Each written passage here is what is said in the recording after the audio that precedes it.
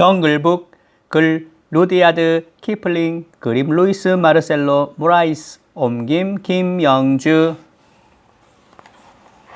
정글에는 여러 동물들이 살고 있어요. 순한 동물도 있지만 사나운 동물도 있죠. 구름을 간지를 정도로 키 큰 나무들이 빽빽하게 들어차 있기도 하고 작은 예쁜 꽃들이 야트막하게 피어 있기도 해요. 나뭇잎이 떨어져 솜처럼 푹신푹신한 길이 만들어질 때도 있어요. 도시 사람들이 정글을 상상하는 건 어려워요. 그래서 도시에는 믿을 수 없는 정글 이야기가 전해지지요. 나무 줄기를 휙휙 타고 날아다니며 고함을 질러 동물을 부르는 사람이라든가 탐험가를 한 입에 잡아먹으려고 달려드는 덩치 큰 사자에 대한 이야기 같은 거예요. 신기한 마술을 부리는 마법사 이야기도 빼놓을 수 없어요. 하지만 정글의 진짜 모습은 달라요. 이제부터 정글 이야기를 시작해 볼까요? 어느 날 아침 이상한 울음소리가 정글에 울려 퍼졌어요. 흑표범 박이라는 가던 길을 멈추고 귀를 기울였어요. 이게 무슨 소리지? 박이라는 귀를 쫑긋거리고 꼬리를 빳빳이 세웠어요. 준비가 끝나자 박이라는 와다닥 뛰기 시작했어요. 박이라가 날아갈 듯 달려서 도착한 곳은 시원한 강가였어요. 무더운 날이면 박이라가 종종 멱을 감는 곳이었죠. 박이라는 숯불더미 앞에 멈춰 섰어요. 작은 바구니 안에서 소리가 들렸어요. 그런데 바구니 가까이 다가간 박이라는 검은 얼굴이 새하얗게 변해버릴 만큼 깜짝 놀랐어요. 으아! 사람아기잖아! 박이라가 소리를 질렀어요. 박이라는 우는 아기를 달래려고 애를 썼어요. 코수염으로 아기 얼굴을 간지려서 웃게 하려고 했지만 소용없었어요. 배가 고픈가? 하지만 인간은 날고기나 풀은 못 먹잖아. 아기의 울음소리가 점점 더 커졌어요. 어쩌지? 박이라는 머리를 극적거렸어요. 그러자 좋은 생각이 떠올랐어요. 박이라가 신이 나서 외쳤어요. 그래, 라마 아줌마한테 데려다 주자. 며칠 전에 새끼를 낳았으니까 아기에게 젖을 줄 수 있을 거야. 라마는 늘 으르렁대지만 마음이 따뜻한 늑대였어요. 인간의 아기를 자기 자식으로 받아들였어요. 아주 착한 아기인걸. 우리 애들에게 좋은 동생이 되겠소. 새끼 늑대들도 아기를 반갑게 맞아주었어요. 하지만 인간의 아기는 뭔가 달라 보였죠. 발톱으로 긁을 줄 모르잖아. 한 새끼 늑대가 말했어요. 짖지도 못하는걸. 다른 늑대가 거들었어요.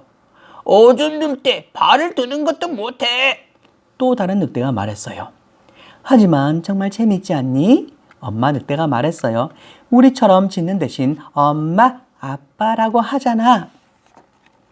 몇 년이 지났어요. 정확한 시간은 알 수 없어요. 정글에는 시계나 달력이 없거든요. 해가 뜨고 지면 날씨가 더워지고 다시 추워지면 또 비가 오거나 바람이 부는 때가 되면 대충 언제인지 헤아릴 뿐이에요. 아기는 자라서 소년이 됐어요. 이름은 모글리였어요. 모글리는 개구리란 뜻이었어요. 개구리처럼 몸에 털이 하나도 없으니까요. 모글리는 건강하고 튼튼했어요. 재주도 많았지요.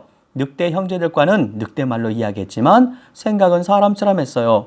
영양처럼 날쌔게 밀림을 뛰어다니고 원숭이처럼 나무에 휘리릭 올라갈 수도 있었어요. 기린처럼 목에 구름을 두르고 꿈을 꾸기도 했어요. 어느 날 늑대들이 모여 회의를 했어요. 라마가 말했어요. 우리가 힘을 모아야 해요. 성질이 고약하고 위험한 호랑이 시어칸이 정글을 어슬렁거리고 있어요. 언제 공격할지 모르니 항상 조심해야 해요. 덫을 놓읍시다. 한 늑대가 말했어요. 모닥불을 피우는 건 어때요? 다른 늑대가 말했어요. 순찰대를 만들어요. 또 다른 늑대가 덧붙였어요. 안타깝게도 우리는 위험이 닥쳐야만 모여서 의논을 하지 미리 준비할 수 있으면 좋으련만. 라마가 길게 한숨을 쉬었어요. 엄마 늑대 라마는 걱정이 이만저만이 아니었어요. 시어카는 특히 인간을 싫어해요. 우리 모글리가 걱정이에요. 그때 나이 많은 늑대가 말했어요. 모글리가 잠깐 동안만 곰 발루와 지내면 어떨까요? 발루는 덩치가 크고 힘도 세니까 모글리를 지켜줄 수 있을 거예요.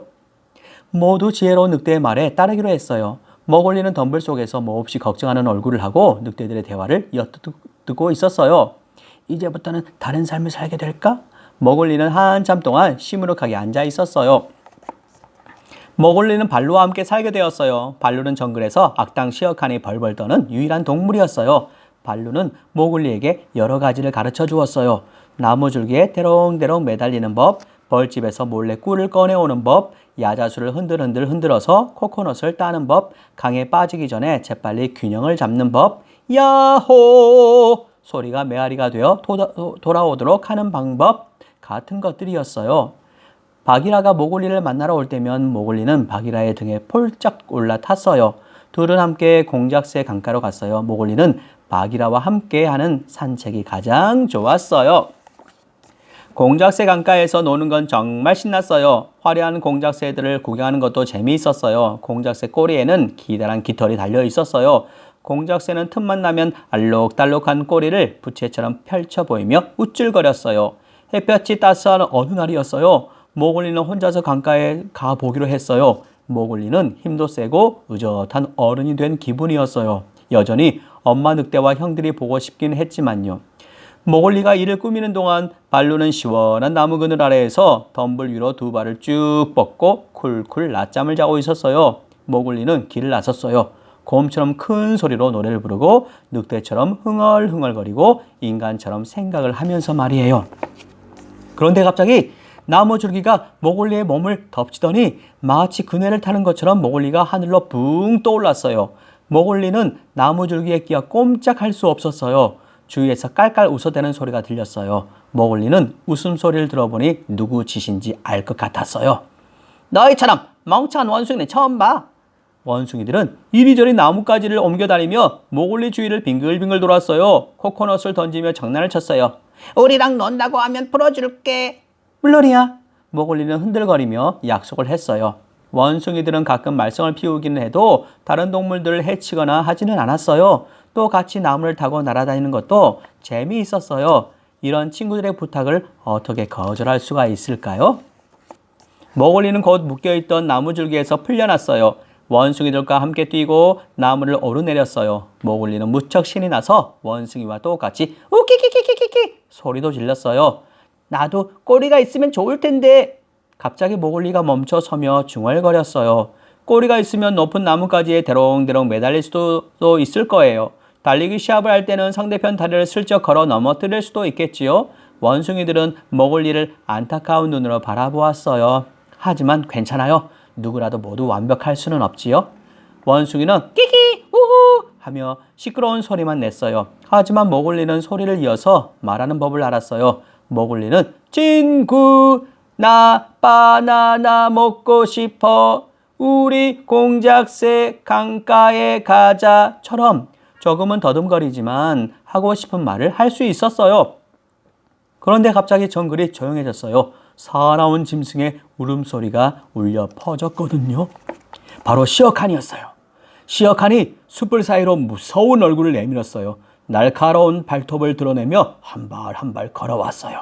모글리! 시어칸의 눈을 보지 마! 한 원숭이가 말했어요. 다른 원숭이도 급히 나무 위로 올라가며 말했어요. 얼른 뛰어! 하지만 이미 늦었어요. 모글리는 시어칸의 무시무시한 눈빛을 보자 마치 얼어붙은 것처럼 꼼짝할 수가 없었어요. 시어칸은 쩝쩝 입맛을 다시며 어슬렁어슬렁 다가왔어요. 나무 꼭대기로 후다닥 도망친 원숭이들은 바람에 날리는 나뭇잎처럼 바들바들 떨고 있었어요. 시어칸의 길고 날카로운 발톱이 모글리의 머리카락에 막 닿으려는 그때 팔랑팔랑 작은 나비 한 마리가 날아왔어요. 그리고 나비의 날개가 시어칸의 속눈썹을 살짝 건드렸어요. 나비가 일부러 그랬을까요? 아니면 그저 우연이었을까요? 아직도 밀림에서는 그때 나비를 두고 옥신각신 말들이 많답니다. 하지만 그게 중요한 게 아니지요. 어쨌든 시어칸의 관심을 잠깐 다른 데로 돌릴 수 있었으니까요. 아주 짧은 시간이었지만 모글리가 도망가기에는 충분했어요. 모글리는 나뭇가지를 붙잡고 휙휙 날았어요. 그동안 원숭이들과 열심히 놀며 연습한 덕분이었지요. 마침내 모글리는 공작새 강가와 이어지는 강물로 풍덩 뛰어들었어요. 원숭이들은 깔깔거리며 웃어댔어요. 시어칸은 창피해서 어쩔 줄 몰라 했어요. 나비는 아무 일도 없었다는 듯 날개를 팔랑거리며 하늘로 날아갔어요. 자신이 얼마나 중요한 일을 했는지도 모른 채 말이에요. 공작새들이 모글리를 둘러쌌어요. 알록달록 화려한 깃털로 놀란 모글리를 토닥거리며 달랬어요. 이제 괜찮아. 모글리 다 끝났어. 공작새들이 모글리를 위로했어요. 모글리는 용기 있는 자신의 모습에 으쓱했어요. 그런데 가슴 한구석이 허전했어요. 이상한 기분이었지만 그게 뭔지는 잘 몰랐어요. 모글리는 말루에게 무슨 일이 있었는지 말했어요. 말루는 모글리를 한참 바라보더니 빙그레 미소를 지으며 말했어요. 모글리, 네가 왜 그런 기분을 느끼는지 알아? 모글리의 몸이 파르르 떨렸어요. 모글리가 무슨 말인가를 하려는 순간 발루의 굵은 목소리가 정글의 침묵을 깼어요. 모글리, 그건 네가 인간이라서 그래. 너는 사람들이 있는 곳으로 돌아가서 그들과 함께 살아야 한단다. 너와 헤어지는 게 슬프지만 그렇게 해야 해. 모글리는 눈물이 나려고 했지만 꾹 참았어요. 아무 말도 할 수 없었지요. 다음 날 모글리는 터벅터벅 정글을 걸어 돌아다녔어요. 얼마나 걸었을까요? 모글리는 빈터에 있는 마을을 발견했어요. 그곳에는 모글리처럼 생긴 사람들이 있었어요. 남자와 여자 그리고 아이들이 있었지요. 머리가 긴 예쁜 소녀가 눈에 띄었어요. 모글리는 소녀에게 다가갔어요. 내가 사는 마을에서 네 이야기를 들었어. 머구리를 보고 소녀가 말했어요. 그 순간 머구리는 모든 걸 깨달았어요. 세상에는 다른 사람들도 살고 있다는 걸요. 또 예쁜 소녀와 절대 떨어질 수도 없다는 것도요.